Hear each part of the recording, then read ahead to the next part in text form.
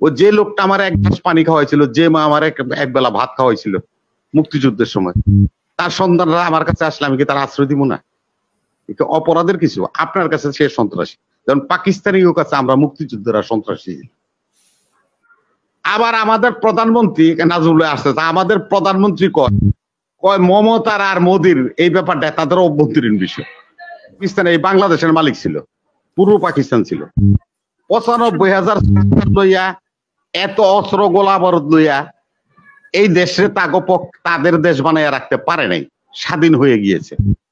৩,৫০০ kilometre দূর থেকে পাকিস্তানি দেশ এসে ঘোড়ার ঘাস কাটবো? এই সাংবাদিক, বহুত বড় বড় সাংবাদিকদের ম্যানেজ করে এই জায়গায় এসেছি। যা হচ্ছে এটা কিছুই থাকবে না। লজ্জা হয় এদেশে সাংবাদিক নাইমুল ইসলাম খান, শ্যামল দত্ত, ইকবাল সুবাহান, বড় বড় সাংবাদিক নাম ধরে মঞ্জু, তাদের কাছে প্রশ্ন করতে ইচ্ছা করে যে এই মহিলার কাছ থেকে কে কত টাকা পেয়েছেন। আগে এটার অনুসন্ধান হওয়া উচিত, দুদকের তদন্ত করা উচিত যে কোন কোন সাংবাদিকরে কত টাকা সে ব্যাট দিছে, দিতে দিতে সে এই জায়গায় আসছে। সেই জায়গায় আমরা কিন্তু নাই। পাকিস্তানিরা যখন আমাদের দেশে মুক্তিযুদ্ধ শুরু হয়েছিল, আমরা যখন ভারতে পালিয়ে গিয়েছিলাম ট্রেনিং করার জন্য, মুক্তিযুদ্ধ করার জন্য, তখন এই পাকিস্তান সরকারের ইয়া খান, টিক্কা খান, এ নিয়াজিরা বলতো যে আমরা হলাম সন্ত্রাসী। ওই পাকিস্তানিদের ভাষায় ওরা আমাদেরকে সন্ত্রাসী বলতো, যে এরা বন্দুক গুলি লইয়া সন্ত্রাস করে ষড়যন্ত্র করে হামারা মাশরিকি পাকিস্তানকে স্বাধীন করতে চাতা হয়, এরকম করে ভাষণ দিত।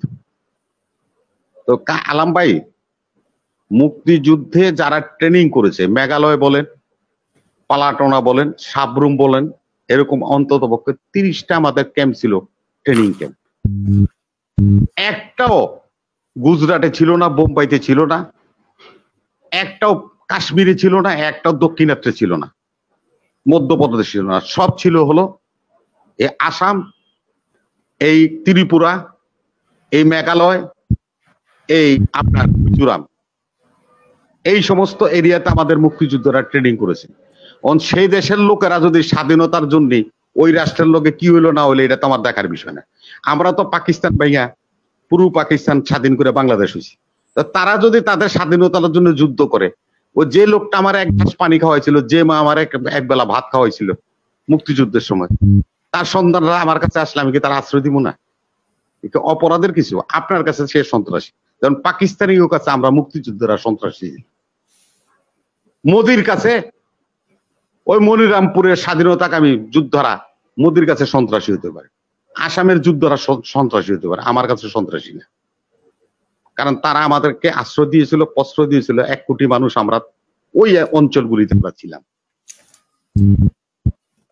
অতএব সব বিষয়কে সমীকরণ করা আমাদের একটা অভ্যাসে পরিণত হয়েছে। আর বাংলাদেশের আজকে যে সিচুয়েশন, আমরা কি আপনাদের কোনো বিরোধিতা করি? আমরা আমাদের ন্যায্য হিস্যার কথা বলি। আপনি তিস্তার চুক্তি করতে গেছেন, জল আনবেন। এখন ওই কথা হলো কি যে মা মরছে দুঃখ নাই, আজরাইলে যে বাড়ি চলবে, এই জন্য আমি ভয় পেতেছি। আমরা গেলাম তিস্তার চুক্তি করতে, এখন মমতা কয় গঙ্গা চুক্তি যে আছে ২৬ সালে রিনিউ করবে, এটাও আমি রিনিউ করতে দিব না। এবার আমার আমও গেছে, চালাও গেছে। আবার আমাদের প্রধানমন্ত্রী নাজরুল আসছে, আমাদের প্রধানমন্ত্রী কয় মমতার আর মোদির এই ব্যাপারটা তাদের অভ্যন্তরীণ বিষয়। তা আপনি পাটা পুতার মতো মরিচ হইলেন কেন? তারা যদি পাটা পুতা হয় তা আপনি মরিচ হইয়া আপনি কেন বাংলাদেশে ডুলে তুই এলেন, সুযোগ করে দিলেন? কারণটা কি? এখন তারা টেকনিক্যাল টিম পাঠাবে। দেখেন কত রকমের বাটপারের একটা সীমা আছে। টেকনিক্যাল টিম পাঠাবে কি জন্য? তিস্তাতে একটা রিজার্ভার তৈরি করবে, পানিকে সংরক্ষণ করবে। পানি দিবে না তিস্তার, এনে জল সংরক্ষণ করবে। তো এই জল সংরক্ষণ তো তিস্তাতে জিয়াউর রহমান ডালিয়া পয়েন্টে আপনারা জানেন তিস্তা ব্যারেজ দিয়েছিল। এই জল সংরক্ষণ করার জন্য তো ৭০ কিলোমিটার ডাউন স্টেপে আসা এই বাটটা করা হয়েছিল জিয়াউর রহমান, যে এই এলাকাটাকে নদী শাসন করে রিজার্ভার তৈরি করা হবে, যে শুষ্ক মৌসুমে ভারত যেহেতু আমাদেরকে পানি দেয় না, আমরা শুষ্ক মৌসুমে এই পানিগুলি এই সমস্ত অঞ্চলে ব্যবহার করব। তো সেই চুক্তিটাই তো আপনাদের সাথে করতে যাবে কেন? হাসিনাও তো ব্যর্থ হয়েছে, তারা চীনের কাছে গেছে, চীন আসবে সেটা করবে।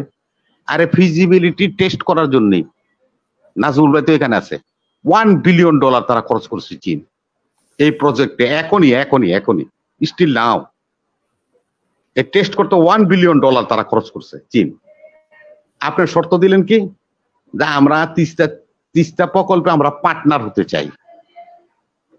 তার মানে কি আমাদেরকে মূলা ঝুলাইলেন? এছাড়া কি কোনো বক্তব্য ছিল না? রেল ট্রানজিট নিছেন, মংলা পোর্ট নিয়ে গেছেন, সবই তো নিছেন। এখন তিস্তা প্রকল্প আপনারা মূলা ঝুলাইলেন যেন আমরা চীন থেকে সহযোগিতা নিয়ে এই প্রজেক্টটা না করতে পারি, সেখানেও আপনারা বাধার সৃষ্টি করছেন। আপনারা দাত্রীমাতা হওয়ার উপযুক্ত লোক? বরঞ্চ আপনারা যদি এই কথা বলতেন যে ঠিক আছে চীন এই প্রজেক্টে কাজ করবে, আমরা স্বাগত জানাই, আপনারা করেন, যেহেতু আমরা তিস্তা নদীর পানি আপনাদেরকে দিতে পাচ্ছি না, সেহেতু আপনারা যে কোনো রাষ্ট্রের মাধ্যমে যদি এখানে আপনারা আপনাদের দেশের জন্য কিছু করেন, আমরা আপনাদেরকে সহযোগিতা না করলাম, তবে আমরা আপনাদের বিরোধিতা করব। আসল কথাটা তো সেখানে না। ওই যে নাজমুল ভাই বুঝতেছে, আসল কথাটা হলো চিকেন নেক, যেখানে 5 টনের উপরে মাল নিয়ে ওই রাস্তাগুলিতে চলতে পারে না। একটা ট্যাঙ্কের ওজন হলো 150 টন 200 টন, চিকেন নেক দিয়ে পার হওয়ার সম্ভাবনা নাই। সেগুলো নিতে হলে বাংলাদেশের রেল করিডোর করে রেলগাড়িতে চড়াইয়া মালগাড়ি ডোকলামে নিয়ে যাবে, এগুলি নাগাল্যান্ডে নিয়ে যাবে, অরুণাচল প্রদেশে নিয়ে যাবে। তাহলে যারা নাকি যুদ্ধ করে ভারতের সাথে, আমরা তো যুদ্ধ করি না, ভারতের সাথে কে যুদ্ধ করে? পাকিস্তান করে। ভারতের সাথে কে যুদ্ধ করে? চীন করে। বিরোধ তাদের সাথে আছে। তো তারা যদি যুদ্ধ লাগে চীনের সাথে ভারতের, আর অস্ত্র যদি আপনার বাড়ির সামনে দিয়ে পার হইয়া তার এক রাজ্য থেকে আরেক জায়গায় যায়, তো চীনের দুইটা মিগ বিমান এসে আপনার এখানে ঢাকায় 2টা বোম্বিং করলে আপনি কি উত্তর দিবেন? তারা তো তাদের শত্রুকে নিধন করতে আসে। যে ট্রেনে করে আপনি ট্যাঙ্ক লয়ে যাবেন, সোলজার লয়ে যাবেন, ওটার উপরে এসে চীন যদি বোম্বিং করে, তখন আপনি কি করবেন? কেন নিরাপত্তার দায়িত্ব তো চুক্তির মধ্যে আছে বাংলাদেশ। তো রাষ্ট্র একটা এই যে ভূ রাজনীতির একটা চারণ খেলা হয়ে গেল। আরেকটা কথা বলে যে পাকিস্তান প্রীতি, সেদিনও দেখলাম কি জানি এই যে হাড়িভাঙ্গা আম পাঠাইছে পাকিস্তান শাহবাজের কাছে। বিএনপি তো ভাই 17 বছর ক্ষমতাই নেই।